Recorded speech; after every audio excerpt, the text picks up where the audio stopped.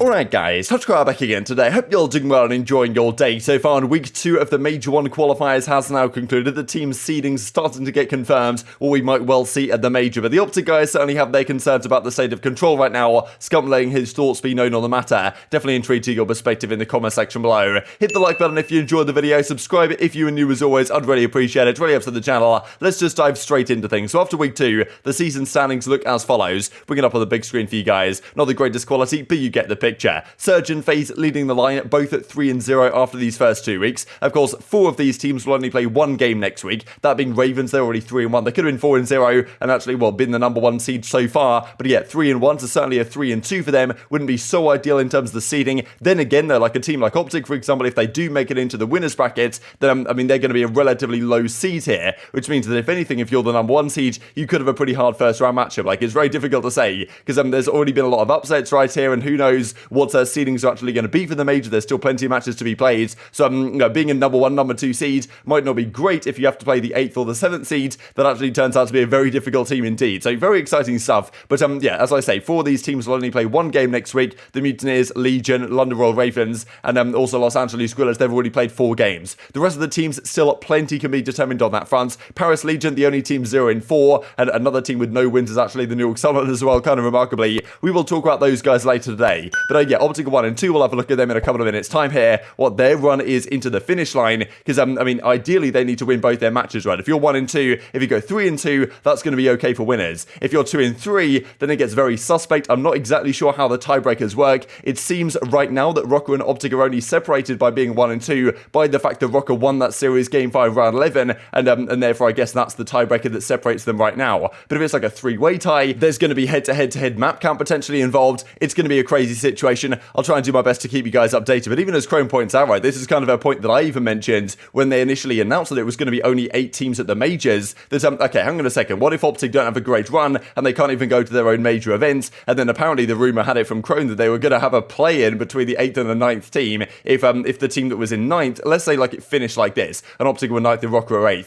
Thankfully, nowadays, every team goes to the major anyway, but I mean, still, initially they wanted to do it, only 8 teams went, and if the team that was hosting was in the bottom 4, then they would just do a play-in with that team against the team at 8th place, which just seemed like incredibly anti-competitive, but I mean, still, that would have been a possibility if they went down that route. Thankfully, they kind of backtracked on that front. This also from Jake Lucky and kind of Clayster was talking about, thought it was kind of interesting, because I definitely want to mention the Halo event in Anaheim that concluded yesterday. Certainly the Halo guys, obviously still pretty decent viewership this weekend, not quite like it was in Raleigh, but I suppose to be expected after a couple of months into the game. And of course, the matchups we had this weekend were just regular league play matches, didn't really mean all that much in the grand scheme of things, whereas an online matches at that as well. Whereas of course the Halo event was on LAN with you know, all the big teams there and all this type of stuff. And even Aches points this out, I thought it was pretty impressive actually, mid Super Bowl, like well, last night. Of course, well, the Halo event went on so late. That's the thing, like with that, the Anaheim events, the way it tends to go, like and the MLG guys running things, they always used to do the Call of Duty events really late out there as well. One beneficial thing, admittedly, of the CDL as a European fan is they generally try and make the time zones at least reasonable. So like we only have to stay up to maybe 2, 3, as opposed to like 5, 6, 7, as sometimes these games had finished back in the day. But impressive that Halo was still pulling in this type of viewership given all that was going on with the Super Bowl and stuff like that. And well, the finals was OpTic versus Cloud9. Really interesting storyline here actually to mention on the FormaL front, because going into this event, FormaL made it quite clear he's not going to play on a team at this event. He might have actually been subbing in for E United. I think they had a player that was unwell. Didn't end up happening in the end. But he basically said, look, he reckons Cloud9 are going to come in and win this event, and if and when they do, then other teams might have to try and make some roster moves if Cloud9 look just unbeatable, right? If they just look impossible to stop, as pretty much they did again this tournament, then other teams are going to have to make moves, and maybe that opens the door for FormaL to get a spot once again on a Halo squad. OpTic make it all the way to the grand finals. They placed top 2. They got 3-0'd in the winners finals, I'm pretty sure, to Cloud9. They lose in the grand finals as well. And I mean, yeah, Lucid was popping off, but still, the rest of the guys, they played their parts. They played pretty well, but Cloud9 just so difficult to beat right now, and that's kind of the thing. This Cloud9 team, they're out of control in the Halo world. The OpTic guys' second fiddle didn't really look particularly likely to get the better of them, right? And these are the final standings. So, of course, Cloud9 win again. OpTic are in second. Of course, they had a pretty difficult time last time out, actually, at Raleigh, so definitely improved a fair bit. But then you've got all these other rosters that potentially FormaL could be interested in joining. FaZe Clan here only come 8th. We've got X at 8th as well. Sentinels, E United 4th and 3rd, respectively, right? Of course, Sentinels was that squad that FormaL subbed in for Royal 2, given the whole geo-filtering suspension that went down. And E United was kind of the team I think that FormaL was considering to be part of if one of their players didn't get better. I think it was Ryan Noob. But, I mean, still, these are the final standings of the Halo event, and FormaL must be looking at these teams. I'm sure these teams are looking at things and thinking, okay, what team changes do we potentially need to make? I thought there was a possibility coming into this tournament that if OpTic place like top 8 or something pretty bad, then who knows if FormaL actually comes into that team straight away. Given OpTic made the grand finals here, they were kind of close to Cloud9, probably they will stick together, you'd imagine they would, but still, probably some of these teams have to consider making some moves here, and I'm sure FormaL's sitting there thinking, okay, let's bide my time and see what options might be on the table, because, look, someone's probably going to make some sort of roster move if anyone actually wants to take down Cloud9, because right now, these guys seem way too strong. Let's talk about the Call of Duty front then, because the OpTic team in Call of Duty, of course, this past week they beat Paris. That was a big victory for them, definitely a confidence builder going into next week. But far from the easiest matches they have left ahead of them, Toronto and then Boston, right? Toronto right now look very difficult to stop. Of course, if Cammy is back in business and fully healthy by next week, because of course yesterday Hixie subbed in, and that probably gave Florida more of a chance than they would have had otherwise, but still they got 3-0'd in that series, an incredibly close 3-0 at that though. But yeah, Toronto OpTic play next week. Toronto really was that team last year for OpTic they just could not beat. On LAN, online, it doesn't matter. They really couldn't get past them, and to be honest, a lot of teams have a difficult time getting past Toronto. Very tough team to beat, they're good in all the game modes. Boston certainly seem beatable right now, but in fairness, looking at the standings, Boston Breach are actually 2-1 right here, so despite not playing, I think, phenomenal Call of Duty so far, they're still in a great spot, and still a victory against OpTic or a victory against whoever else they play next week. We'll have to look at the kind of schedule at the end of the video here. They're in a great spot to try and get winners as well, so OpTic find themselves really back against the wall, I think, in this situation, and as Scump says, we played a lot more fundamentally sound whenever the pressure was on us, right? That's the thing, okay, there was some pressure on them in the Paris series, but maybe not quite as much pressure as they might experience in these upcoming matches, especially, let's say they lose to Toronto, and it's kind of, okay, it's a must-win against Boston Breach, and they might have to win comfortably, right, to get the seeding advantage or whatever. 2-3 might be good enough for top 8, it's going to be tough to say. Then the pressure really is going to be on them. We're going to see whether these kind of leadership issues and kind of fixing up in the clutch moments has actually come to fruition that they've been talking about the last few days. But Scump also had some opinions on the way Control is playing right now in this game, because we saw Envoy versus Florida Mutineers a couple of days ago, he was absolutely flying. But you can see the defenses from the Los Angeles Thieves guys, very solid indeed, they were really locking down the defenses. On the offenses, they got kind of close, but lost the offenses. The problem is, in this game, that, we've gone back to basics effectively as how it was at the start of last year, when the defense is determined by kills. You guys might remember last year, there was a very rampant phenomenon on Garrison Control, where if you were losing, if you lost your initial break-off, they would literally just camp in spawn on offense and just try and get some kills. No attempt to win the round at all, because you wanted to get the kills to try and get defense in the round 5. And thankfully, they stopped that in the middle of the year by changing it so that instead of round 5, whoever gets defense being determined by who gets the most kills, it's instead who gets the most captured ticks on the map. That's not something which is in the case right now, which, as Joe DeLuca says, that being Merc, round 5's decided by kills. LAT look better on both offenses. That's pretty tough, right? They lose this control because Florida get round 5, and we even saw it with London yesterday, right, on Garatu, for example, where they won the first offense very comfortably, then they won their defense, and then on the next offense, all they had to do was just camp in spawn and make sure the Los Angeles Guerrillas guys didn't outslay them too hard, and then they had a fantastic chance of getting defense in the round 5 anyway, which obviously is something of an advantage. So obviously not ideal. Now Scump definitely gives his thoughts on the matter, yeah, it needs to be tick-based, right? That's the thing. It happened last year. I think Merc was even maybe the first guy to bring it up last year. That's okay, what if we make it based on ticks, and however many ticks you capture, over the course of the first 4 rounds, that then determines who gets defense round 5. And then if ticks are tied, for example, you could go to a metric like objective kills or something, so you actually have to get kills near the point as opposed to just kills full stop, because right now the way it is, in fairness, I will say that Control in this game I think already is probably better than what we saw last year. You guys might remember last year, Checkmate, Raid was pretty good to be fair, but Checkmate and Garrison especially were woeful for Control at the start of the game. Towards the end, offenses were probably winning 35-40% of rounds, and it was very possible to win offenses.